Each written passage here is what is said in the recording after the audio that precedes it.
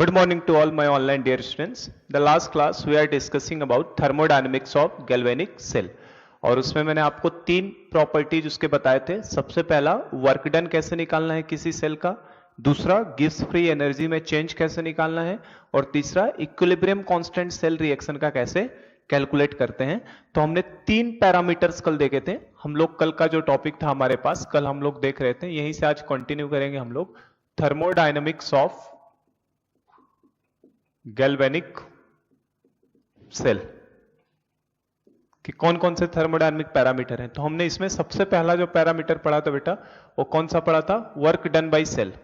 Work done by cell और work done by cell में हमने फॉर्मूला निकाला था और हमारे पास फॉर्मूला आया था वर्क डन का। जो भी सेल वर्क करता है वो कौन सा वर्क होता है, इलेक्ट्रिकल वर्क, और electrical work is nothing but the charge into potential.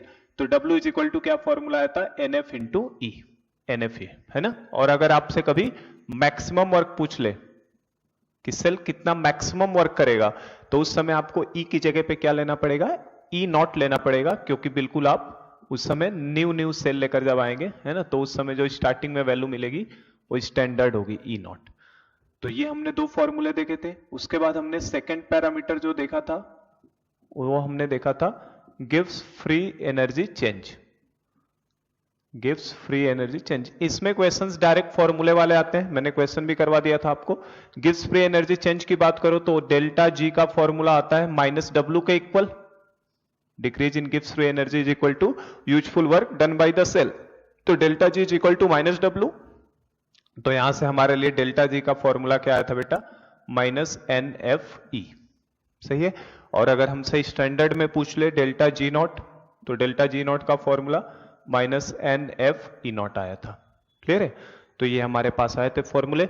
और लास्ट थर्ड पैरामीटर हमने लास्ट क्लास में देखा था वो था equilibrium constant of the cell reaction, K equilibrium of cell reaction. तो इक्विलिब्रियम की कंडीशन क्या बताई थी मैंने आपको, एट इक्विलिब्रियम बात करो तो इक्विलिब्रियम पे ई सेल की वैल्यू किसके बराबर रख देना है आपको, उठा के जीरो के इक्वल, क्योंकि इक्विलिब्रियम आते ही एनोड और कैथोड दोनों का ऑक्सीडेशन पोटेंशियल इक्वल हो जाता है या तो दोनों का रिडक्शन पोटेंशियल सेम हो जाता है। किसी भी टर्म में बात करो तो आपका ई सेल कितना हो जाता है, जीरो।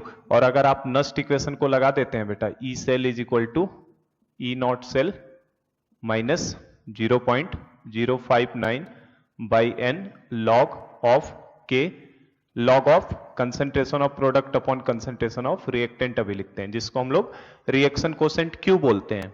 ठीक है ना, इसे हम लोग क्या बोलते थे, Q, रिएक्शन कोसेंट बोला जाता है। तो आपका ई सेल अगर जीरो हो जाएगा, मैं फॉर्मूला दिखा रहा हूं इस तरीके से, 1 मिनट में आप डिराइव कर सकते हो, रटने की जरूरत नहीं पड़ेगी। तो इसको कितना रख देना है, जीरो। तो ये जीरो रखते ही आप क्या लिख सकते हैं, E naught cell will be equal to 0.059 by N log of K equilibrium. ठीक है ना, क्योंकि इक्विलिब्रियम की कंडीशन में के इक्विलिब्रियम। तो यहां से हमने फॉर्मूला निकाला था log of K equilibrium is equal to कितना आया था, n E naught cell upon 0.059। सही है ना, ये फॉर्मूला आया था। और अगर डायरेक्ट के इक्विलिब्रियम का फॉर्मूला पूछे तो के इक्विलिब्रियम इज इक्वल टू क्या हो जाएगा, एंटी लॉग लेने का मतलब 10 raise to n E naught cell upon 0.059, जो कि एक इंपॉर्टेंट फॉर्मूला है। मैंने बताया आपको, खूब क्वेश्चंस इसके ऊपर आ चुके हैं। तो लास्ट क्लास में तीन चीजें हमने देखी थी और इन तीनों के ऊपर एक मैंने न्यूमेरिकल प्रॉब्लम करवाया था आपको, फेरस और AgNO3 का सेल बनाया था, है ना। एक का 0.01 दिया था, एक का 10⁻³ तो आपसे चार चीजें पूछा था, W max, delta G not और इक्विलिब्रियम कांस्टेंट। ये 5 चीजें पूछा था। पहले पार्ट में 4 चीजें, अगले पार्ट में के इक्विलिब्रियम। तो के इक्विलिब्रियम के लिए तो केवल ई नॉट सेल की जरूरत है। आपको सेल रिएक्शन दिया होगा, ई नॉट सेल निकाल लो, आपको आंसर मिल जाया करेगा। लेकिन W और डेल्टा जी के लिए आपको E कैलकुलेट करने की जरूरत पड़ेगी, तो डिपेंड करेगा नस्ट इक्वेशंस की हेल्प से हम लोग कैलकुलेट करेंगे। और W मैक्स कभी पूछे, डेल्टा जी नॉट पूछे तो भी मुझे केवल किसकी जरूरत है, E नॉट सेल की जरूरत है। तो ये हमने 3 पैरामीटर्स कल की क्लास में देखे थे। आज की क्लास में हम लोग देखने जा रहे हैं अगला पैरामीटर जो हम लोग देखेंगे, रिलेशनशिप डिफरेंट टाइप के स्टैंडर्ड इलेक्ट्रोड पोटेंशियल में। तो हमारा 4th पैरामीटर है, ये हमारे कल के 3 पैरामीटर्स कवर हो चुके हैं। एक न्यूमेरिकल भी हमने प्रैक्टिस कर लिया इसके ऊपर।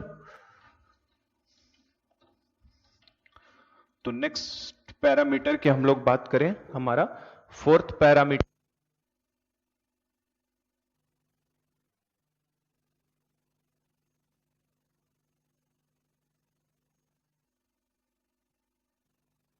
तो हमारा फोर्थ पैरामीटर की बात करें तो फोर्थ पैरामीटर है हमारे पास relationship between standard electrode potential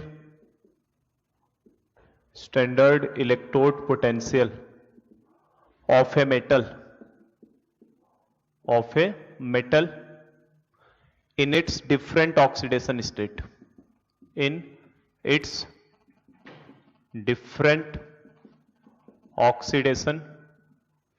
state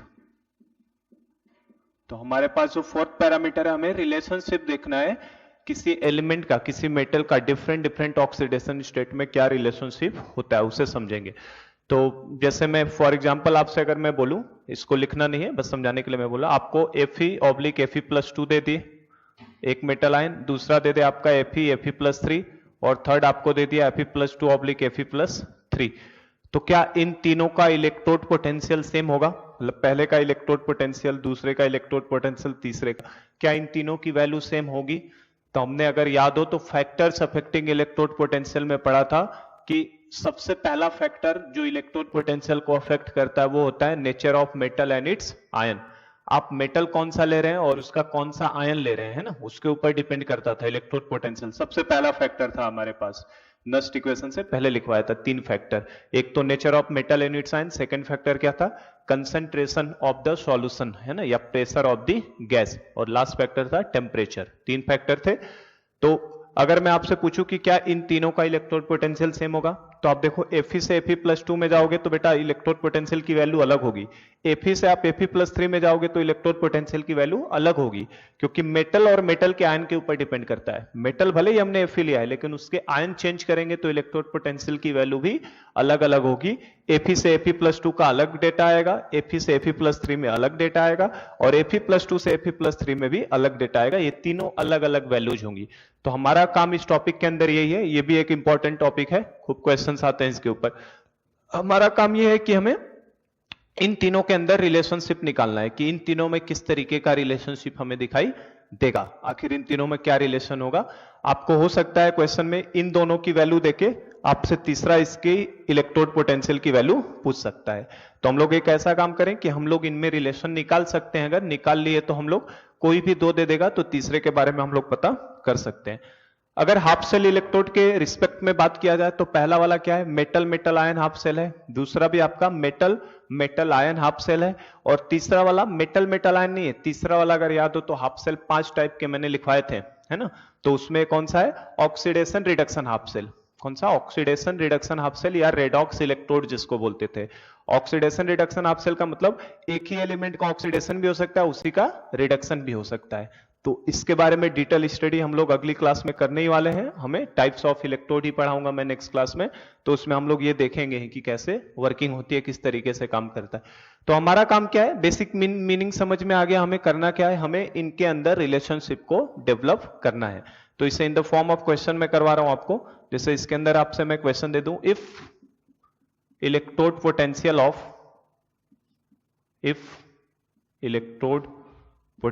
of standard electrode potential कर लेते हैं, if standard electrode potential of, क्योंकि रिलेशनशिप हम लोग स्टैंडर्ड स्टेट में निकालते हैं, if standard electrode potential of Fe/Fe+2 is equal to x, comma Fe/Fe+3 is equal to y। अभी जैसे मैंने बताया इनका सेम कभी नहीं होगा, सबका क्या होगा, अलग अलग। तो if standard electrode potential of Fe/Fe+2 is x, Fe/Fe+3 is equal to y and Fe+2/Fe+3 is equal to z। ठीक है, then find relation between x, y and z। तो हमारा काम क्या होगा, इस x, y और z के अंदर क्या पढ़ना, रिलेशन को निकालना, कि कैसे रिलेशन निकाला जाएगा। तो जो हमें प्रॉब्लम में गिवन है, क्या गिवन है, E0 of Fe oblique Fe plus 2 कितना गिवन है बेटा, x गिवन है, ठीक है। सेकंड हमें गिवन है E not of Fe oblique Fe plus 3, ये कितना गिवन है, y गिवन है। और थर्ड हमारे पास क्या गिवन है, E not of Fe plus 2 oblique Fe plus 3 कितना गिवन है, z। न्यूमेरिकल प्रॉब्लम में क्या होगा, इन एक्स वाई जेड की आपको वैल्यू गिवन होगी, हो सकता है आपको एक्स वाई की वैल्यू दे दे और आपसे जेड की वैल्यू पूछ ले कि इसके लिए क्या वैल्यू होगी। तो हम लोग वही क्या करने जा रहे हैं, रिलेशन डेवलप करने जा रहे हैं। तो हमारा काम क्या है, हमारा काम है टेक्निक क्या लगाएंगे हम लोग, जो दिया है उसी को रिएक्शन के फॉर्म में लिखो। Fe से Fe प्लस 2, तो अगर इसके लिए आप रिएक्शन लिखने चलोगे बेटा तो क्या लिखोगे, बोलो। Fe solid gives Fe plus 2 aqueous plus 2 electron. पहले का ये लिखेंगे Fe gives Fe plus 2 electron. Second के लिए अगर रिएक्शन लिखोगे तो क्या लिखोगे, Fe solid gives Fe plus 3 aqueous plus 3 electron, है ना। पहले में Fe प्लस 2 में जा रहा है, दूसरे में Fe आपका Fe प्लस 3 में जा रहा है, और तीसरे में प्लस 2 किस में जा रहा है, प्लस 3 में। तो थर्ड के करेस्पॉन्डिंग रिएक्शन क्या लिखी जाएगी, Fe plus 2 aqueous gives Fe plus 3 aqueous, plus 2 से प्लस 3 में गया, और चार्ज की इधर एक इलेक्ट्रॉन को ऐड करना पड़ेगा तभी तो चार्ज बैलेंस होगा। तो इन तीनों के करस्पॉन्डिंग ये रिएक्शंस लिखी जाएंगी, जो तीन हमें गिवन होगा, आपको करना इसी तरीके से काम है। इसके लिए हमें वैल्यू गिवन है, इसका E नॉट गिवन है कितना बेटा, x, दूसरे का E नॉट गिवन है कितना, y, और तीसरे का E नॉट गिवन है हमारे लिए कितना, z। ये तीनों डेटा हमें गिवन है। अब हम लोग करते क्या, हम लोग ऐसी टेक्निक लगाते हैं कि किन्हीं दो रिएक्शंस को मैनिपुलेट करके तीसरे रिएक्शन को निकाला जाए। इन तीनों में से किसी भी दो को इस तरीके से मैनिपुलेट करो ताकि आप थर्ड रिएक्शन को ऑब्टेन कर सको। तो मान लो मैं इस थर्ड रिएक्शन को पाना चाहता हूं, तो मैं इन दोनों रिएक्शन की हेल्प से ये थर्ड रिएक्शन पाना चाहता हूं, तो मुझे क्या करना पड़ेगा, मुझे इस साइड Fe प्लस 2 चाहिए लेफ्ट साइड में, और राइट हैंड साइड में Fe प्लस 3। तो इस रिएक्शन के राइट हैंड साइड में Fe प्लस 3 है तो इसको सीधा रहने देते हैं, लेकिन इस रिएक्शन में राइट हैंड साइड में Fe प्लस 2 है तो इस रिएक्शन को मैं रिवर्स कर देता हूं। इस रिएक्शन को जैसे ही रिवर्स करूंगा तो Fe प्लस 2 इस साइड आ जाएगा, Fe आपका इधर चला जाएगा, और आप जैसे ही जोड़ोगे तो आपको थर्ड रिएक्शन ऑब्टेन हो जाएगी। देखो तो मैं क्या कर रहा हूं, इसको लिखा मैंने, रिएक्शन नंबर 1 है, ये आपका 2 है, और ये आपका 3 है, ये तीन रिएक्शन है ना। तो हम लोग क्या कर रहे हैं, फर्स्ट को रिवर्स कर रहे हैं, रिवर्सिंग रिएक्शन फर्स्ट को रिवर्स कर देते हैं। तो अगर फर्स्ट को रिवर्स करोगे बेटा तो क्या हो जाएगा बताओ, Fe plus 2 aqueous plus 2 electron gives क्या हो जाएगा, Fe सॉलिड। पहले वाले रिएक्शन को मैंने क्या कर दिया, उल्टा, राइट को इधर डाल दिया, लेफ्ट को उधर डाल दिया। तो आपका E नॉट की वैल्यू क्या हो जाएगी बेटा, क्या x रहेगी E नॉट की वैल्यू, कि साइन चेंज हो जाएगा। तो हमें पता है कि साइन क्या हो जाएगा, चेंज। E नॉट की वैल्यू अगर x है तो कितना हो जाएगा, माइनस x हो जाएगा। अब सेकेंड रिएक्शन को वैसे ही रख देता हूं मैं। सेकेंड रिएक्शन क्या था, Fe solid gives Fe plus 3 aqueous plus 3 electron, और इसके E नॉट की वैल्यू कितनी थी हमारे लिए, y। इसको तो मैंने वैसे ही रखा है भाई। और अगर इन दोनों को मैं देखो जोड़ देता हूं, इन दोनों रिएक्शंस को अगर जोड़ दिया जाए तो मुझे तीसरी रिएक्शन मिल जाएगी। कैसे, Fe सॉलिड से Fe सॉलिड कट जाएगा। यहां देखो बेटा 2 इलेक्ट्रॉन है, यहां पे कितने इलेक्ट्रॉन है, 3, 2 इलेक्ट्रॉन, और उधर कितने, 3। तो 2 इलेक्ट्रॉन इधर, 3 उधर, तो उधर एक इलेक्ट्रॉन क्या होगा, बचा रह जाएगा। तो जो फाइनल इक्वेशन मिलेगा हमें, तो Fe प्लस 2 एक्वस गिव्स क्या मिल जाएगा, इस साइड में Fe प्लस 2 बचेगा, 2 इलेक्ट्रॉन 3 इलेक्ट्रॉन है तो उधर ही एक इलेक्ट्रॉन बच जाएगा। तो क्या बचेगा, Fe plus 3 aqueous plus 1 electron. ठीक है, तो क्या थर्ड रिएक्शन जो रिक्वायर्ड थी वो मिल गई। और आप अब यहाँ पे E नॉट की वैल्यू निकालेंगे तो आपका E नॉट की वैल्यू कितनी दिया था, Z दिया था। E नॉट की वैल्यू कितनी दिया था इस रिएक्शन का, Z। तो अगर आप बेटा अगर ये करोगे कि आपने इन दोनों को जोड़ा है तो E नॉट की वैल्यू को भी आप क्या करोगे, उठा के जोड़ोगे। तो आप यहां से E नॉट कितना लिखना चाहोगे, E not is equal to minus x plus y, और यही E नॉट किसके बराबर है, Z के। तो इसका मतलब आपका आंसर क्या आएगा, Z is equal to minus x plus y, ये आएगा आंसर। ऐसे ही करेंगे, लेकिन ये आंसर 99% स्टूडेंट का ये आंसर आएगा जो कि क्या है, गलत है। ये क्या है, गलत है, ये सही नहीं है। देखो करना काम यही है, लेकिन आंसर को मैंने क्या कह दिया कि गलत है, यह आंसर सही हमारे लिए नहीं है। तो अभी तक आप बोलेंगे कि सर अभी तक तो हम लोग ई नॉट जो भी रिएक्शन हो रहा था उनमें डायरेक्ट जोड़ देते थे, जब सेल रिएक्शन कंप्लीट लिखते थे तो ई नॉट को निकाल देते थे दोनों रिएक्शंस को जोड़ के। अभी क्या गलती हुई है यहाँ पे? तो अभी गलती ये हुई बेटा, जब हम लोग सेल रिएक्शन निकालते हैं कंप्लीट सेल रिएक्शन, तो वहां पे आपका इलेक्ट्रॉन नहीं बचता, वहां पे आपका इलेक्ट्रॉन कंप्लीटली कैंसिल आउट होता है। अगर ऊपर 2 इलेक्ट्रॉन तो नीचे भी 2 ही इलेक्ट्रॉन होता था, ऊपर 3 इलेक्ट्रॉन का लॉस होता था तो नीचे 3 इलेक्ट्रॉन का गेन। मतलब नंबर ऑफ इलेक्ट्रॉन जो ट्रांसफर होते थे पहले स्टेप में एनोड हाफ सेल रिएक्शन में, कैथोड हाफ सेल रिएक्शन में, नंबर ऑफ ट्रांसफर्ड इलेक्ट्रॉन क्या होते थे? सेम। अगर 2 इलेक्ट्रॉन ऊपर है तो नीचे भी 2 इलेक्ट्रॉन, और अगर इक्वल नहीं होते थे तो इक्वल पहले उन्हें बनाया जाता था, है ना। यहां पे भी मैं अभी समझाऊंगा कि अगर इसको 3 से मल्टीप्लाई किया, इसे 2 से किया तो इक्वल हो जाएगा, लेकिन वो चेंज हो जाएगा थोड़ा सा प्रॉब्लम, तो अभी मैं समझा रहा हूं उसे भी। पहले ये हम लोग समझ गए। अगर नंबर ऑफ इलेक्ट्रॉन आपके इक्वल नहीं है बेटा तो आप ई नॉट को कभी भी डायरेक्टली ऐड नहीं कर सकते, मतलब ये तरीका क्या हो गया? गलत। आप कभी भी डायरेक्टली ऐड नहीं कर सकते। ई नॉट को डायरेक्टली ऐड क्यों नहीं कर सकते? तो ई नॉट एक तरीके का, पहले ही मैंने बताया किस तरीके की प्रॉपर्टी है, इंटेंसिव प्रॉपर्टी। और इंटेंसिव प्रॉपर्टी ऐसी प्रॉपर्टीज होती हैं जिनको कभी आप डायरेक्टली ऐड नहीं कर सकते। इंटेंसिव का मतलब होता है जो साइज के ऊपर डिपेंड नहीं करती है ना। ये बताया है मैंने पहले भी आपको, जब नस्ट इक्वेशन में मैंने आपको क्वेश्चंस करवाए थे तब बताया था इंटेंसिव प्रॉपर्टी। जैसे टेम्परेचर की बात करो, टेम्परेचर एक तरीके का कैसी प्रॉपर्टी होती है? Intensive property. आप एक ग्लास में 50 डिग्री सेंटीग्रेड पे वाटर ले लो, दूसरे ग्लास में भी 50 डिग्री सेंटीग्रेड पे ले लो, और दोनों को मिक्स कर दो, तो आपको 100 डिग्री सेंटीग्रेड टेम्परेचर नहीं मिलने वाला। ये नहीं कि 50-50 जोड़ा तो 100 हो जाएगा, ऐसा नहीं होगा। वो 50 के आसपास ही रहेगा टेम्परेचर, 100 कभी होने वाला नहीं है। तो ऐसी प्रॉपर्टी जिनको डायरेक्टली ऐड नहीं कर सकते उनको हम लोग इंटेंसिव प्रॉपर्टी बोलते हैं। और ई नॉट एक इंटेंसिव प्रॉपर्टी है। ये जेई 2009 का क्वेश्चन ही था, which of the following, JEE में आईटी में आया था question, which of the following is an intensive property. तो इलेक्ट्रोड पोटेंशियल एक तरीके का इंटेंसिव प्रॉपर्टी है, वो साइज, अमाउंट, मास के ऊपर डिपेंड नहीं करती है। तो आप कभी भी डायरेक्ट ई नॉट को, जब इलेक्ट्रॉन कैंसिल नहीं हो रहा है तो जोड़ नहीं सकते। हाँ, इलेक्ट्रॉन अगर कैंसिल आउट होता तो आप ई नॉट को आसानी से जोड़ सकते हैं, ध्यान रखिएगा इस बात का।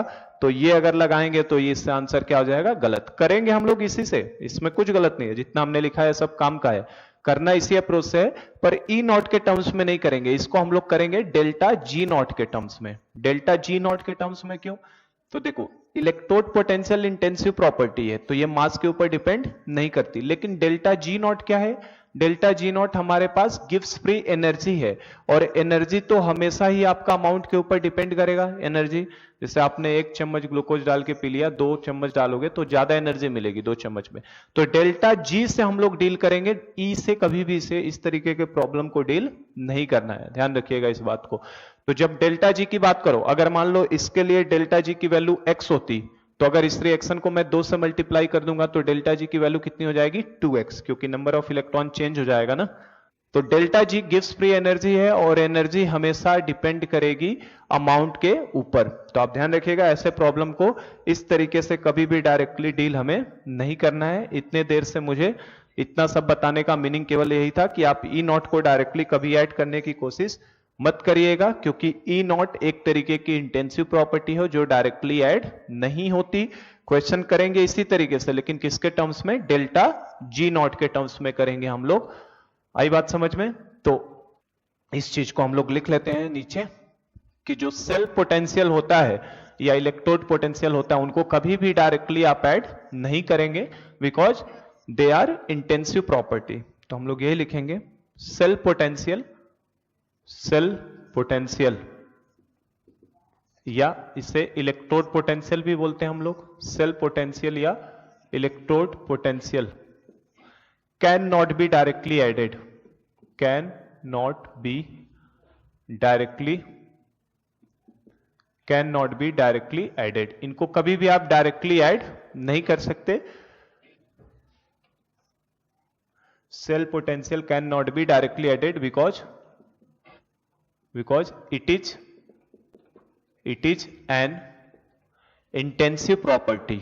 इंटेंसिव और एक्सटेंसिव काफी डिटेल में हम लोग थर्मोडायनेमिक्स जब पढ़ते हैं तब और सीखते हैं हम लोग, है ना। Can not be directly added because it is an intensive property, intensive property जो मास के ऊपर डिपेंड नहीं करती।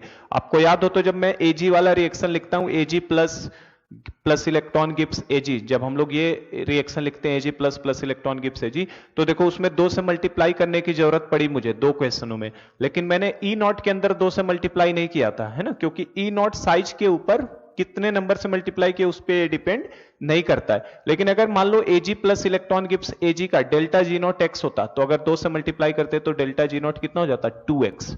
तो डेल्टा G नॉट को आप जोड़ घटा सकते हो, E नॉट को कभी नहीं कर सकते। Cell potential can not be directly added because it is an intensive property, while delta G naught is an extensive property,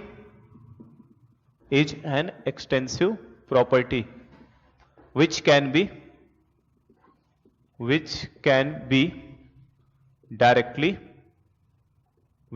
directly added, तो आप डेल्टा G नॉट को डायरेक्टली ऐड कर सकते हैं, है ना, क्योंकि वो एक एक्सटेंसिव प्रॉपर्टी होता है। सेल्फ पोटेंशियल को हम लोग केवल तभी ऐड कर सकते हैं जब हमारा इलेक्ट्रॉन ऊपर नीचे से कंप्लीटली क्या हो, कैंसिल आउट हो जाए। तो इस बात को भी नोट करा के मैं लिखवा देता हूं, आपको ध्यान रखिएगा।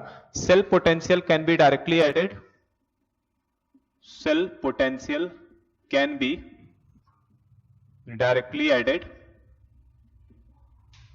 Directly added when electron gets cancelled out। अगर आप इलेक्ट्रॉन को कंप्लीटली कैंसल्ड आउट कर दोगे तब आप ई नॉट को आसानी से जोड़ सकते हो, ठीक है ना। क्योंकि यहां पे इलेक्ट्रॉन कंप्लीटली कैंसल्ड आउट नहीं हो रहा है, तो इसलिए हम लोग ई नॉट को यहां पे जोड़ नहीं सकते हैं। तो इस चीज को ध्यान रखिएगा, ठीक है, दिमाग में। करना इसी से है प्रोसेस, फिर से मुझे लिखना पड़ेगा रिएक्शन, करना इसी से है, लेकिन हम लोग डेल्टा G नॉट के टर्म्स में करेंगे, ई नॉट के टर्म्स में हम लोग नहीं करेंगे इस क्वेश्चन को डील। तो पहले मुझे गलती करके दिखाना था कि गलत कैसे करेंगे हम लोग, उसके बाद हम लोग अब इसे सही अप्रोच से करेंगे। तो आप देखो, आपको हमारे पास क्या क्या गिवन था बेटा, आप उनको लिख लिया करो। अब जो मैं बता रहा हूं बस आपको ये अप्रोच लगा देना है। ये दिया था हमारे पास, इसकी वैल्यू x दी थी। सेकेंड हमारे पास था E naught of Fe oblique Fe +3 का दिया था हमें y, और हमारे पास फाइनल रिएक्शन था E naught of Fe +2 oblique Fe +3, इसका कितना दिया था z। तो आप करना उसी काम से है, बस इसे in terms of delta G not किया जाएगा, ठीक है ना, डेल्टा G नॉट के टर्म्स में करेंगे। और डेल्टा G नॉट का फॉर्मूला तो हमें पता ही है ना, कल की क्लास में हमने देखा था। डेल्टा G नॉट का फॉर्मूला क्या है, -NF E नॉट। तो इससे हम लोग करेंगे, ठीक है। तो इसे पहले लिख लो, इसका रिएक्शन Fe गिव्स क्या हो जाएगा आपका, Fe +2 इलेक्ट्रॉन। अब मैं सॉलिड एक्वस नहीं लिख रहा हूं, डायरेक्ट लिख रहा हूं। Fe gives Fe +2 electron. इसका E नॉट कितना गिवन था हमारे लिए बेटा, x गिवन था, ठीक है। सेकेंड जो रिएक्शन थी हमारे लिए, Fe गिव्स Fe +3 इलेक्ट्रॉन, और इसका E नॉट कितना गिवन था हमारे लिए, y। और थर्ड रिएक्शन की बात करूं अगर मैं, तो हमारा Fe +2 गिव्स Fe +3 इलेक्ट्रॉन, और इसका E नॉट कितना गिवन था, z, ठीक है। और हमें अभी मैंने जैसा आपको बताया कि हम फर्स्ट को क्या करेंगे, रिवर्स, और सेकंड में जोड़ेंगे तो हमें थर्ड रिएक्शन मिल जाएगी। तो वही काम फिर से करना है, रिवर्सिंग फर्स्ट रिएक्शन। पहले वाली रिएक्शन को रिवर्स करते हैं, तो रिवर्स करते ही क्या मिल जाएगा हमें, Fe +2 electron gives Fe solid. और जैसे ये करोगे आपका E नॉट बेटा x की जगह पे कितना हो जाएगा आपका, -x हो जाएगा। सेकेंड रिएक्शन को मुझे सेम टू सेम लिखना है, Fe गिव्स Fe +3 इलेक्ट्रॉन, और इसका E नॉट गिवन है कितना, y। और इन दोनों को जैसे ही मैं जोड़ता हूं, मेरे पास कौन सी रिएक्शन आती है, थर्ड वाली रिएक्शन। क्या आ जाएगा, Fe +2 गिव्स, क्योंकि ये Fe से Fe कैंसिल आउट हो जाएगा ना, Fe +2 गिव्स Fe +3 इलेक्ट्रॉन, और इसका E नॉट कितना दिया है, z। तो देखो लिखोगे तो आप अभी भी करना तो आपको वही काम है, बस अब इसमें एक काम बढ़ जाएगा, E नॉट के टर्म्स में डायरेक्ट आंसर नहीं करेंगे हम लोग, क्या करेंगे, इनका डेल्टा G नॉट यहीं पे निकालेंगे। जैसे देखो पहले का डेल्टा G नॉट 1 निकालो, पहले का क्या निकालो, डेल्टा G नॉट 1, और G नॉट का फॉर्मूला क्या होता है, -NFE। तो n की वैल्यू कितनी दिख रही है बेटा, 2। देखो डेल्टा G नॉट का यहां फॉर्मूला लिख देता हूं मैं, delta G not is equal to क्या लगाएंगे, -NF E नॉट। तो डेल्टा G नॉट 1, पहले रिएक्शन का डेल्टा G नॉट 1 निकालो, क्योंकि इन्हीं दोनों से जोड़ने से मिलने वाला था। तो डेल्टा जी नॉट 1 निकालो तो कितना लिखोगे, -2 इंटू एफ इंटू एन की जगह पे 2 है ना, 2 into F into E not की जगह पे कितना है बेटा, -x। तो ये डेल्टा जी नॉट 1 हो गया। सेकंड के लिए क्या निकालोगे, डेल्टा जी नॉट 2 निकालोगे। सेकंड के लिए क्या निकालोगे, डेल्टा जी नॉट 2। तो डेल्टा जी नॉट 2 निकालने के लिए देखो एन की वैल्यू कितनी है, 3, तो आपका कितना हो जाएगा, -3 into F into E not की वैल्यू कितनी है, y, इसी फॉर्मूले में डाल रहा हूं मैं, ठीक है ना, y प्लस का y है, ठीक है। और इन दोनों को जोड़ने के बाद थर्ड रिएक्शन मिलती है, थर्ड का भी डेल्टा जी नॉट निकाल लो, delta G not of third reaction. तो थर्ड रिएक्शन का अगर डेल्टा जी नॉट को निकाला जाए, ये भी खूब इंपॉर्टेंट टॉपिक है ना, खूब क्वेश्चंस इस पे भी मिलते हैं। थर्ड के लिए निकालोगे तो कितना इलेक्ट्रॉन है, 1, तो आप लिखोगे -1 इंटू एफ इंटू वाई की वैल्यू कितनी है, इसके लिए ई नॉट की वैल्यू कितनी है बेटा, जेड, ठीक है। तो हमें करना किसके टर्म्स में, डेल्टा जी नॉट के टर्म्स में। और मुझे दिख रहा है थर्ड रिएक्शन मुझे पहले और दूसरे के जोड़ने से मिली है, और एनर्जी एक तरीके का एक्सटेंसिव प्रॉपर्टी है जिसको आप डायरेक्टली ऐड कर सकते हो। तो third reaction delta G not 3 पहले और दूसरे के जोड़ने से मिली है, तो हम लोग लिखेंगे delta G not 3 will be equal to delta G not of 1 plus delta G not of 2, क्योंकि थर्ड रिएक्शन हमें किससे मिली है, थर्ड वाली वैल्यू, थर्ड वाली पहले दूसरे को जोड़ने से।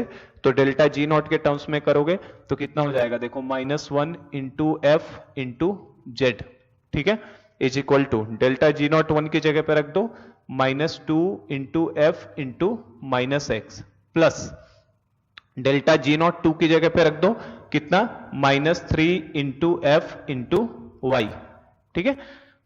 इन तीनों वैल्यूज को बस मैंने यहां पे रख दिया। अब आसानी से देखो आपका f से f क्या हो जाएगा, कैंसिल आउट हो जाएगा।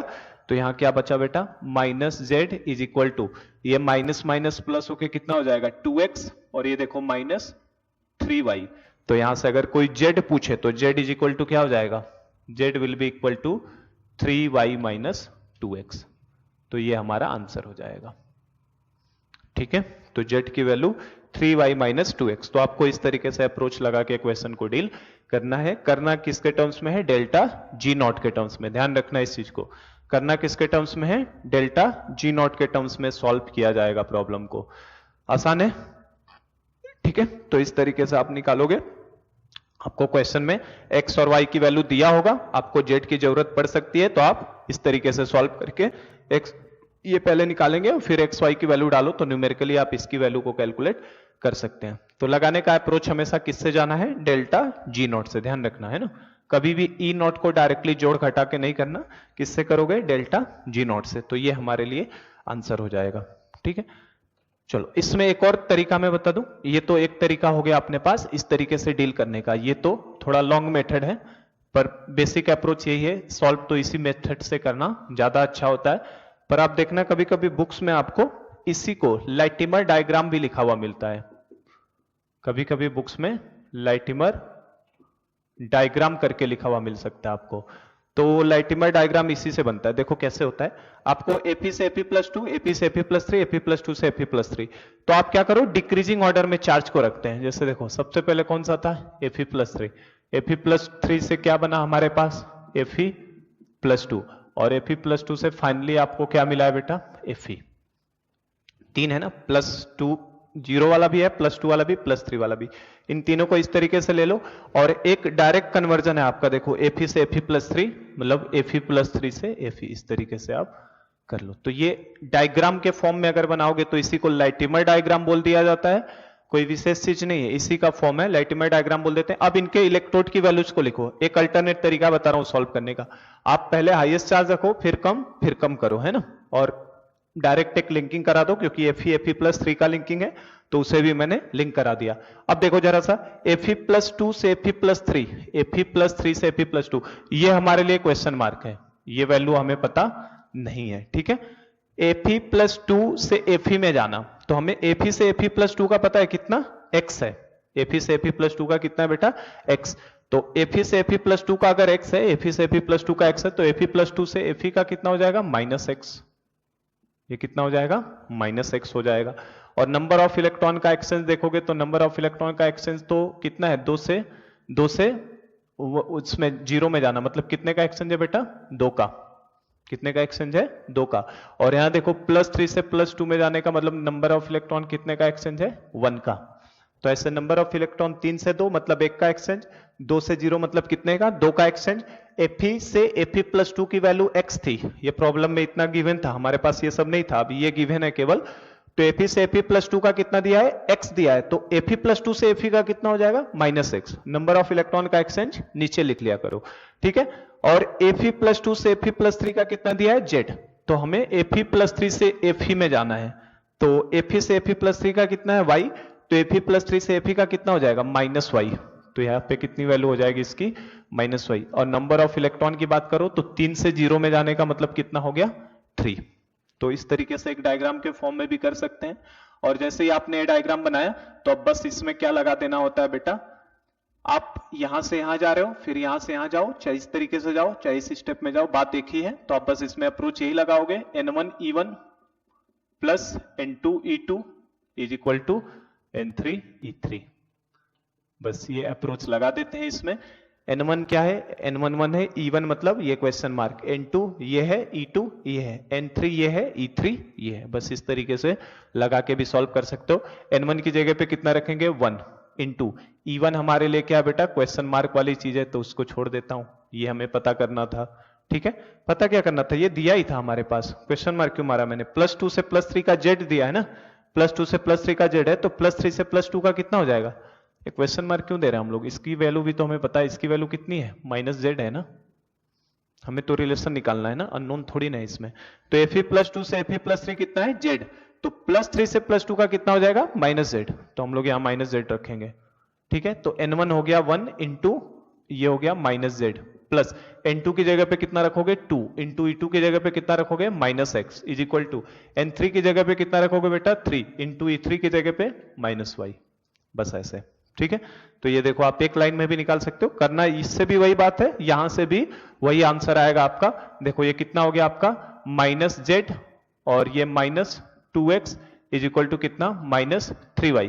तो अगर मैं इसे चाहूं तो -z is equal to -3y plus 2x लिख सकता हूं। तो यहां से z इज इक्वल टू क्या आ जाएगा आपका? 2x। z is equal to क्या आ जाएगा? माइनस से मल्टीप्लाई कर दोगे तो 3y माइनस 2x। तो देखो चाहे ये निकालो चाहे यहां से निकालो, आंसर एक ही आता है। बस इसका नाम क्या है? लैटिमर डायग्राम, ठीक है। आई होप कि ये क्लियर है, समझ में आया कि किस तरीके से हो रहा है, ठीक है। चलो तो एक न्यूमेरिकल हम लोग अब इसके ऊपर कर लेते हैं बेटा, कि किस तरीके से क्वेश्चन हमारे पास आएगा। जो मैंने आपको अभी एक अननोन के फॉर्म में समझाया, अब इसको एक न्यूमेरिकल के फॉर्म में हम लोग सॉल्व करते हैं। तो लैटिमर डायग्राम भी आई होप कि क्लियर हो गया कि क्या चीज होती है ना। अच्छा एक चीज और बस बता दूं, अगर किसी को कंफ्यूजन है कि सर अगर हमने ऊपर 3 से 2 से मल्टीप्लाई किया, देखो ये भी एक क्वेश्चन बनता है। जैसे आपसे अगर ये क्वेश्चन पूछ लेता, विल Fe+2 डिस्प्रोपोर्शनेट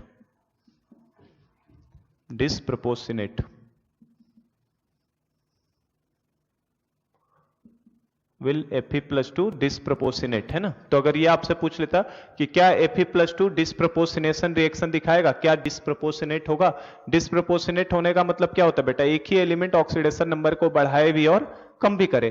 तो क्या Fe+2 डिस्प्रोपोर्शनेशन रिएक्शन को दिखाएगा, ऐसे पूछ ले तो क्या करना है हमें? तो देखो हमें क्या क्या गिवन था, Fe से जो गिवन था उसे लिख रहा हूं, Fe से Fe+2 प्लस 2 इलेक्ट्रॉन, इसके E नॉट की वैल्यू कितनी गिवन थी बेटा? x। दूसरा मैंने दिया था आपको Fe से Fe+3 और 3 इलेक्ट्रॉन, इसके E नॉट की वैल्यू मैंने कितनी दी थी आपको? y। और थर्ड रिएक्शन आपके पास क्या था? Fe+2 से Fe+3 में जाना प्लस इलेक्ट्रॉन, और इसके E नॉट की वैल्यू क्या थी? z। तो हमसे ये दोनों डेटा, ये नहीं देगा, लास्ट वाला हटा दो, ये दो डेटा देके आपसे, है ना, इन दोनों डेटा को देके आपसे पूछ सकता था क्या Fe+2 डिस्प्रोपोर्शनेशन रिएक्शन को शो करेगा, क्या Fe+2 डिस्प्रोपोर्शनेशन रिएक्शन को शो करेगा? तो इस तरीके का एडवांस लेवल का प्रॉब्लम हो जाता है। ये चेक करना है कि कोई एलिमेंट डिस्प्रोपोर्शनेशन दिखाएगा कि नहीं दिखाएगा। तो उसका तरीका क्या है? देखो इस रिएक्शन को हमने रिवर्स किया था, क्या हुआ था? Fe+2 plus 2 electron gives Fe, ठीक है। इस रिएक्शन को हमने बेटा वैसे ही छोड़ दिया था, नीचे वाले को क्या था? Fe gives Fe+3 plus 3 electron. अब आप क्या करो, इन दोनों रिएक्शंस को जोड़ दो, इन दोनों रिएक्शंस को जैसे ही जोड़ोगे आपका ये कैंसिल आउट हो जाएगा। फाइनल रिएक्शन हमें क्या मिलने वाली थी? Fe+2 गिव्स Fe+3, नहीं ये तो हमारा वो हो गया, ये तो हम लोग फिर सेल पोटेंशियल निकालने लगे, है ना। मैं ये समझाने की कोशिश कर रहा हूं क्या डिस्प्रोपोर्शनेशन दिखाएगा। तो आप क्या करो, ऊपर वाले रिएक्शन को बेटा, आप अगर इलेक्ट्रॉन कैंसिल आउट करना चाहते हो तो ऊपर वाले रिएक्शन को 3 से मल्टीप्लाई कर दो और नीचे वाले रिएक्शन को आप 2 से मल्टीप्लाई कर दो। ऊपर वाले रिएक्शन को 3 से और नीचे वाले रिएक्शन को 2 से मल्टीप्लाई करो। देखो किसी के दिमाग में आया होगा कि सर हम लोग इलेक्ट्रॉन को अगर कैंसिल आउट कर दे तब तो ई नॉट जोड़ सकते हो, तब आसानी से जोड़ सकते हो ई नॉट, है ना, कोई दिक्कत नहीं है। आप ऊपर 3 से मल्टीप्लाई कर दो, नीचे वाले को 2 से मल्टीप्लाई करो, तो आप देखो ये 6 इलेक्ट्रॉन हो जाएगा, यहां भी कितना हो जाएगा 6 इलेक्ट्रॉन कैंसिल हो जाएगा। और ये बेटा 3 से Fe+2 मल्टीप्लाई होगा तो यहां पे कितना आ जाएगा 3Fe+2 आ जाएगा। ये 6 इलेक्ट्रॉन कैंसिल आउट हो चुका है। इस साइड कितना आया होगा 3 फेरस, कितना आएगा 3Fe, और इस साइड कितना आया होगा बेटा 2Fe, इधर 3Fe और इधर 2Fe, तो 3 उधर है 2 इधर है, तो फाइनली इधर कितना Fe बचेगा, केवल 1 Fe बचेगा, ठीक है। और प्लस ये कितना बचेगा 2Fe+3। अब देखो इसमें इलेक्ट्रॉन आने वाला नहीं है, इसमें कहीं इलेक्ट्रॉन आया क्या, इसमें कहीं भी इलेक्ट्रॉन आने वाला नहीं है क्योंकि आपने इलेक्ट्रॉन को कैंसिल आउट करवा दिया। तो क्या आप इसके ई नॉट को जोड़ सकते हैं? अब इसके ई नॉट को आसानी से जोड़ सकते हो। पहले का ई नॉट कितना था, x था, x चूंकि रिएक्शन को रिवर्स किया है तो ई नॉट कितना हो जाएगा -x। दूसरे का ई नॉट कितना था y। मल्टीप्लीकेशन करने से किसी नंबर से ई नॉट की वैल्यू को कोई फर्क नहीं पड़ता, और इस नए वाले रिएक्शन का ई नॉट कितना हो जाएगा -x+y। नए वाले रिएक्शन का कितना हो जाएगा -x+y। तो आप सोचोगे कि सर अगर हमने रिएक्शन को मल्टीप्लाई करके वो कर लेते तो क्या बेटा जो रिक्वायर्ड रिएक्शन थी, रिक्वायर्ड रिएक्शन क्या दिया था मैंने, रिक्वायर्ड रिएक्शन तो हमारी ये थी ना, रिक्वायर्ड रिएक्शन ये थी, क्या हमें ये रिएक्शन मिली है, क्या हमें ये रिएक्शन मिला है, नहीं मिला। तो इसी चीज का ध्यान रखना, किसी के दिमाग में अगर ये डाउट आया होगा कि सर ऊपर वाले में 3 से मल्टीप्लाई कर दो, नीचे वाले में 2 से मल्टीप्लाई करके जोड़ दो, तो हमें इलेक्ट्रॉन कैंसिल आउट होगा और हम ई नॉट को आसानी से ऐड कर सकते हैं ये काम। लेकिन आपको जो रिक्वायर्ड रिएक्शन थी, क्या ये रिक्वायर्ड रिएक्शन हमें मिली है? हमें तो ये रिएक्शन चाहिए था, इसका जेड दिया था ना मैंने आपको, इसका ई नॉट कितना दिया था जेड। तो क्या जो रिक्वायर्ड रिएक्शन है वो मिली है? वो हमें मिला नहीं है, हमें तो एक अलग तरीके की रिएक्शन मिल गई, Fe+2 Fe+3, है ना। तो ये क्वेश्चन तब बनता है, इलेक्ट्रॉन कैंसिल आउट आप करवा सकते हो, पर उसके लिए एक अलग से ही क्वेश्चन बनेगा आपके लिए, क्या विल Fe+2 डिस्प्रोपोर्शनेट, क्या ये डिस्प्रोपोर्शनेट होने वाला है। और डिस्प्रोपोर्शनेशन का मतलब पता हो तो एक ही एलिमेंट अपने ऑक्सीडेशन नंबर को बढ़ाता भी है और वही एलिमेंट ऑक्सीडेशन नंबर को अपने कम भी करता है। तो यहां पे देखो +2 से ये किस में जा रहा है बेटा, 0 में, +2 से 0 में गया, और यही +2 देखो आपको किस में जा रहा है, +3 में। तो एक जगह पे इसका रिडक्शन हुआ है, इस यहां पे क्या हुआ, रिडक्शन, और +2 से +3 में जाने का मतलब यहां पे क्या हुआ है, ऑक्सीडेशन। तो हमारा क्वेश्चन अगर ये होता विल Fe+2 डिस्प्रोपोर्शनेट, केवल इसी के लिए नहीं, किसी भी जनरल क्वेश्चन में आपको पूछे क्या ये डिस्प्रोपोर्शनेशन एलिमेंट दिखाएगा, तो वहां पे आपको एटलीस्ट 2 वैल्यू जरूर गिवन रहेगा, है ना। और आप उन दोनों की हेल्प से एक नई रिएक्शन बनाओगे और जिसके बारे में पूछा उसको डिस्प्रोपोर्शनेट कराओगे। +2 का पूछा था तो इसको मैंने रिडक्शन भी करा दिया, इसी का ऑक्सीडेशन भी हो गया है, ऐसे रिएक्शंस को जोड़ा मैंने, और इलेक्ट्रॉन तब पूरी तरह से कैंसिल आउट होंगे ही होंगे। अब अगर इस रिएक्शन का, अब ये हम लोगों का आंसर विल Fe+2 डिस्प्रोपोर्शनेट, क्या डिस्प्रोपोर्शनेट होगा कि नहीं होगा, इसका आंसर कैसे मिलेगा। अगर बेटा इस ई नॉट सेल की वैल्यू, इस ई नॉट जो निकाला ये, अगर ये वैल्यू आपकी पॉजिटिव आ गई, अगर ये ई नॉट हम लोग वैल्यू तो डेटा गिवन होगा, इसका ई नॉट गिवन ही रहेगा, हमसे जब पूछेगा तो इन दोनों का ई नॉट क्या रहेगा, न्यूमेरिकली गिवन। तो आप इस तरीके से सेल तैयार करोगे, उसका ई नॉट निकालो, अगर आपका पॉजिटिव आ गया तो आपका आंसर होगा यस, डिस्प्रोपोर्शनेशन रिएक्शन ये शो करेगा, Fe+2 डिस्प्रोपोर्शनेट होगा। लेकिन अगर इसका ई नॉट कैलकुलेशन के बाद आपका निगेटिव आ गया तो हमारा आंसर होगा नो, ये डिस्प्रोपोर्शनेशन शो करने वाला नहीं है। आई होप कि समझ में आ रहा है क्या कहना चाहता हूं मैं, है ना। अगर आपसे क्वेश्चन पूछे कि क्या कोई पर्टिकुलर एलिमेंट डिस्प्रोपोर्शनेशन दिखाएगा तो उसके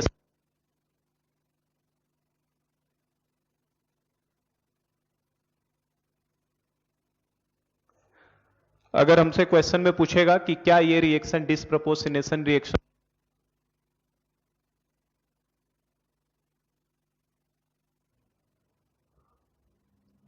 तो क्वेश्चन समझ में आया होगा आई होप कि अगर आपसे कभी किसी पर्टिकुलर एलिमेंट का पूछे क्या डिस्प्रपोर्शनेशन होगा, तो आपको दो डेटा गिवन रहेंगे बेटा, उसके करेस्पॉन्डिंग आप रिएक्शन लिखो, कंप्लीटली इलेक्ट्रॉन को कैंसिल आउट कराओ और आप उसका रिक्वायर्ड रिएक्शन का ई नॉट कैलकुलेट करो। अगर वो पॉजिटिव आएगा तो डिस्प्रपोर्शनेशन होगा, निगेटिव आएगा तो डिस्प्रपोर्शनेशन होने वाला नहीं है। ठीक है, तो ये हमारा इस तरीके से, किस तरीके से इसे यूज करते हैं ये मैंने आपको समझा दिया। लैटिमर डायग्राम का मीनिंग क्या है वो भी हमने समझ लिया है। अब in the form of question एक हम लोग न्यूमेरिकल इसके ऊपर लगा लेते हैं ताकि और हमारा कॉन्सेप्ट ये क्लियर हो जाए कि कैसे करना होता है इस टॉपिक को। ठीक है, तो चलो इसके ऊपर एक न्यूमेरिकल प्रॉब्लम हम लोग लगा लेते हैं। जैसे आपको क्वेश्चन दे रहा है बेटा, कैलकुलेट के equilibrium of the following cell reaction. Calculate K equilibrium of the following cell reaction at 298 Kelvin. At 298 Kelvin. आपको एक रिएक्शन दिया है, उसका आपको इक्विलिब्रियम कांस्टेंट कैलकुलेट करना है। रिएक्शन दिया है Cu + 2 aqueous plus In + 2 aqueous gives Cu plus aqueous plus In plus 3 aqueous। ये आपको रिएक्शन दिया है और इसका आपको के इक्विलिब्रियम को कैलकुलेट करना है और साथ में हमें गिवन है E not of Cu plus 2 oblique Cu plus is equal to 0.15 volt, पहला गिवन है। दूसरा डेटा आपको गिवन है E not of In + 2 oblique In plus is equal to -0.40 volt. ठीक है, और एक थर्ड डेटा आपको गिवन है E not of In + 3 oblique In plus is equal to -0.42 volt. Sachin, Sumit नहीं आएगा क्या? उसी का है ना अभी?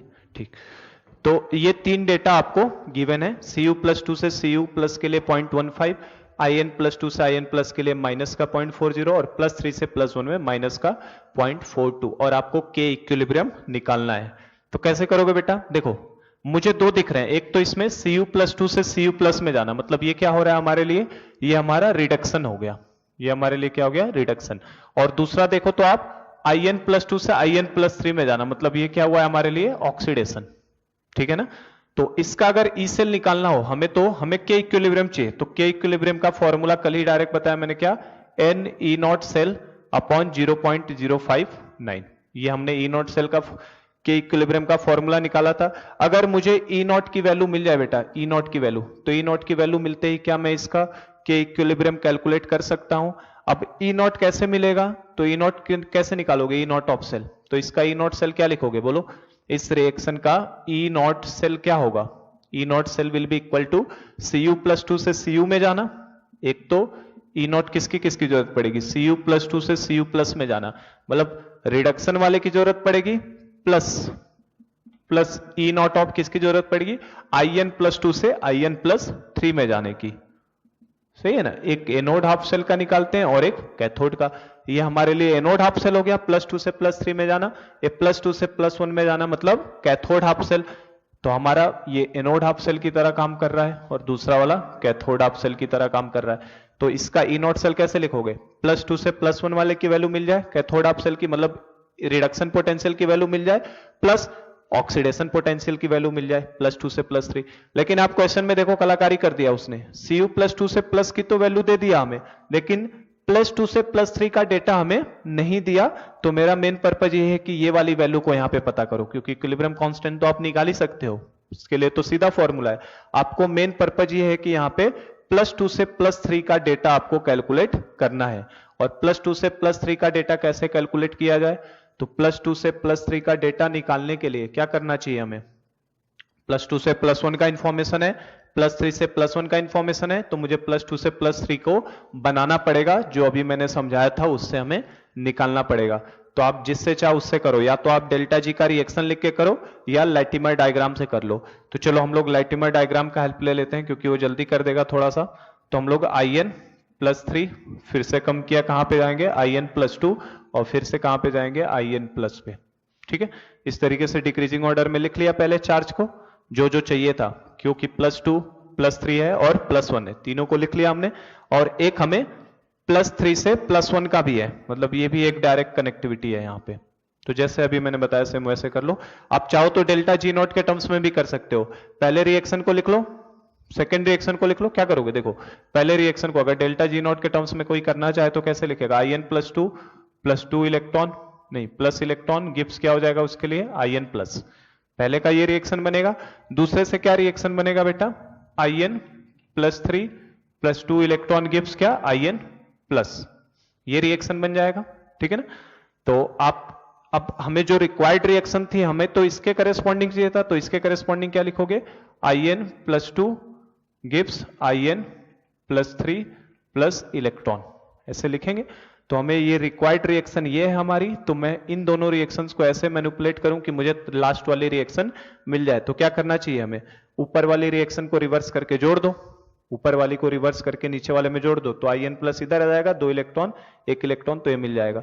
तो मतलब जो थर्ड रिएक्शन है, ये रिएक्शन कैसे ऑप्टन होगी, फर्स्ट को रिवर्स करो, फर्स्ट को रिवर्स करोगे तो In+ will give In+3 +2 electron, और सेकंड को वैसे ही रहने देते हैं। सेकंड क्या था, In+2 plus electron gives In+, ठीक है ना।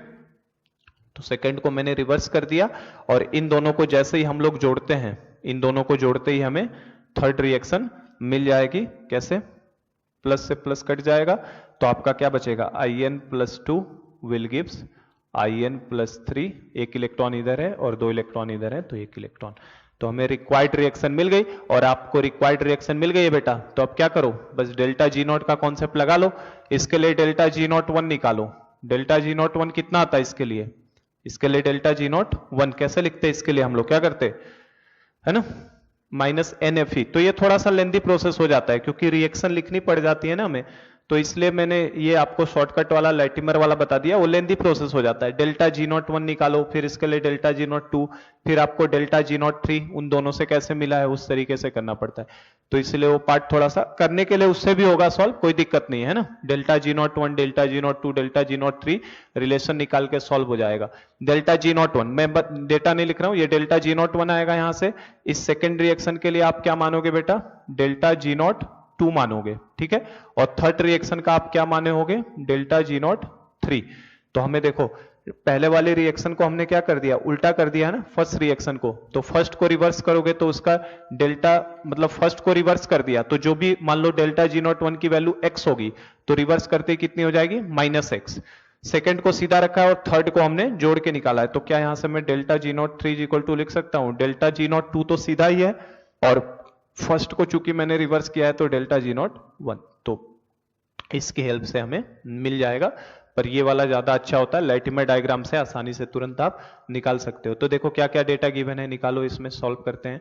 In+3 से +2, +3 से +2 कहां है, +3 से +2, ये हमारे लिए तो अननोन ही है। +3 से +2 हमारे लिए क्या है, अननोन है, ये निकालना है बेटा। और इलेक्ट्रॉन का एक्सचेंज देखो कितने का है, 1 का, ठीक है। तो इसको क्वेश्चन मार्क कर दिया, क्वेश्चन मार्क की जगह इसको मान लो E मान लिया, जो निकालना है इसे हमने E मान लिया इसका। +2 से +1 की वैल्यू दी है क्या, +2 से +1, तो +2 से +1 कितना दिया है, -0.40, ठीक है। और +3 से +1 की भी वैल्यू दी है क्या, +3 से +1 कितना दिया है, -0.42। अब इलेक्ट्रॉन की बात करो तो 2 से 1 में जाने का मतलब यहां पे n की वैल्यू 1, और यहां 3 से 1 में जाने का मतलब यहां पे n की वैल्यू 2। 3 से किस में जा रहे हैं, 1 में, तो n की वैल्यू कितनी, 2। तो बस अब इसमें क्या लगा दूंगा मैं, वही लगा दूंगा, n1 E1 plus n2 E2 is equal to n3 E3। तो बस वैल्यूज को रख दो, n1 की जगह पे कितना रखोगे, 1 इंटू E1 हमें पता करना है, प्लस n2 की जगह पे कितना रखोगे, 1 इंटू E2 की जगह पे -0.40 इज इक्वल टू n3 की जगह पे कितना रखोगे बेटा, 2 इंटू E3 की जगह पे -0.42, ठीक है। तो यहां से देखो E1 की वैल्यू कितनी निकल के आ रही है, E1 इज इक्वल टू हो जाएगा आपका माइनस का कितना हो जाएगा, 0.84 ये हो जाएगा, ठीक है, माइनस का 0.84, और ये इधर जाके प्लस का 0.40, मतलब E1 की वैल्यू कितनी आ रही है हमारे लिए, -0.84 और 0.40, मतलब माइनस का 0.44 आ रहा है। कितना आ रहा है? माइनस का 0.44। तो ये इवन मतलब क्या है बेटा? +3 से +2। आगे की तरफ देखते हैं ना, +3 से +2 की वैल्यू है माइनस में, और हमें किसके लिए चाहिए थी? हमें चाहिए +2 से +3। +3 से ये जो आया है, this is nothing but this is the value of E naught of किसका? IN +3 से +2 की। IN +3 से +2 की वैल्यू है हमें मिल चुकी। तो +3 से +2 की वैल्यू मिल चुकी है, लेकिन मुझे क्या चाहिए? +2 से +3। तो +2 से +3 के लिए क्या हो जाएगा? केवल यहां पे साइन चेंज हो जाएगा। मतलब अगर मुझे IN बोल रहा हूं, E naught of IN +2 oblique IN of +3 चाहिए, तो ये केवल साइन चेंज हो जाएगा। तो ये कितना हो जाएगा? प्लस का 0.44 हो जाएगा। कितना? प्लस का 0.44 हो जाएगा। और देखो आपको ये वैल्यू मिल चुकी है यहां से, ठीक है, और ये वैल्यू ऑलरेडी क्वेश्चन में क्या है? गिवन है। तो बस आप कैलकुलेट कर सकते हैं। तो हम लोग यहां से, वहां से मैं यहां साइड में सॉल्व कर रहा हूं। देखो E naught cell is equal to किसके बराबर हो जाएगा बेटा? पॉइंट का 15, ठीक है, प्लस ये वाली वैल्यू कितनी आ चुकी है? पॉइंट का 0.44, और इन दोनों को सम करो तो कितना आ जाएगा? 0.59। और देखो आसानी से अब आप के इक्विलिब्रियम निकाल लो। के इक्विलिब्रियम इज इक्वल टू क्या? 10 n E नॉट अपॉन 0.059। तो यहां से आप n की जगह पे कितना रखोगे? n की वैल्यू कितनी रखोगे? तो n नंबर ऑफ इलेक्ट्रॉन के एक्सचेंज को बताता है। तो एक्चुअल में नंबर ऑफ इलेक्ट्रॉन कितने एक्सचेंज हो रहे हैं?